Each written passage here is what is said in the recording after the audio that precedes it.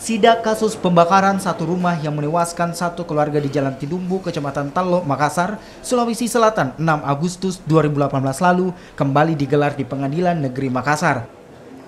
Dalam sidang yang diketahui Majelis Hakim Supriyadi, dua terdakwa masing-masing Muhammad Ilham Aksari alias Ilo dan Zulkifli Amir alias Rama divonis hukuman mati.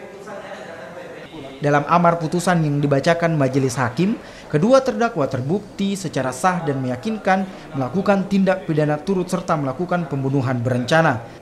Sesuai dakwaan primer dan alternatif, Majelis Hakim mempertimbangkan bahwa perbuatan terdakwa menimbulkan 6 korban jiwa. Satu korban diantaranya bahkan masih di bawah umur, kedua terdakwa pernah terlibat pidana lain.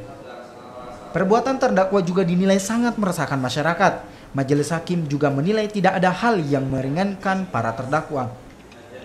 Atas vonis Majelis Hakim, kedua terdakwa diberikan kesempatan untuk bersikap apakah melakukan banding atau tidak. Usai sidang, sejumlah keluarga korban yang hadir dalam persidangan tak kuasa menahan kekesalannya. Mereka meneriaki para terdakwa saat akan digiring meninggalkan ruang sidang. Keluarga korban pun menyatakan puas dengan vonis mati yang dijatuhkan Majelis Hakim yang dianggap sudah setimpal dengan perbuatannya.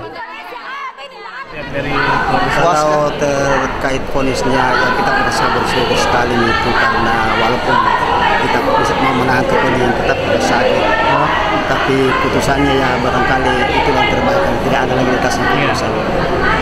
Cuma yang saya khawatirkan nanti karena dikasih kesempatan banding, saya dengar itu 7 hari. Kasus pembakaran rumah yang menewaskan satu keluarga terjadi di Tidumbu, Kecamatan Tallo, Makassar 6 Agustus lalu. Dari penyelidikan diketahui jika motif kasus ini lantaran dendam, salah satu korban diduga berutang penjualan narkoba terhadap Akbar Daeng Ampu yang merupakan napi di lapas kelas 1 Makassar. Belakangan Akbar Daeng Ampu ditemukan tewas bunuh diri di dalam tahanan. Arif Tirtana, Kompas TV, Makassar.